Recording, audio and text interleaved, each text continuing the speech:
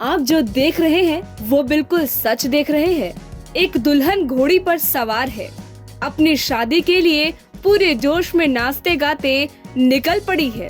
आप अक्सर देखते आ रहे हैं कि जब दूल्हा गाजे बाजे के साथ अपनी दुल्हनिया को लाने घोड़ी पर सवार होकर लड़की वालों के घर जाता है, लेकिन यहाँ जो हुआ वो बिल्कुल अलग है। गया शहर में बीती रात एक ऐसी और अनोखी बारात निकली जिसे एक बार जिसने देखा वो देखते ही रह गया। इस बारात में दूल्हा नहीं बल्कि दुल्हन ही घोड़ी पर सवार होकर पूरे जोश और गाजे बाजे के साथ अपने दूल्हे राजा को लाने के लिए निकल पड़ी।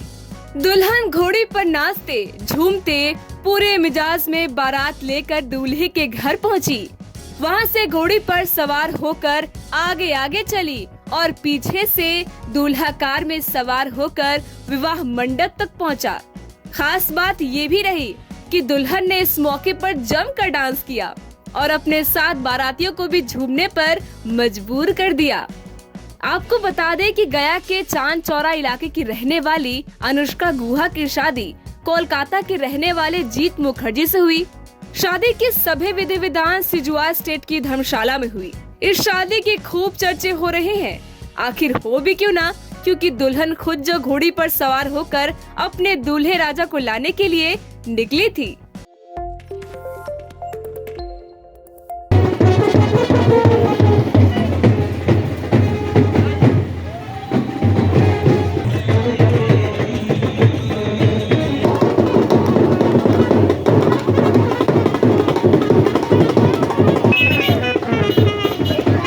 जी हाँ, आप जो देख रहे हैं वो बिल्कुल सच देख रहे हैं। एक दुल्हन घोड़ी पर सवार है। अपनी शादी के लिए पूरे जोश में नाचते गाते निकल पड़ी है।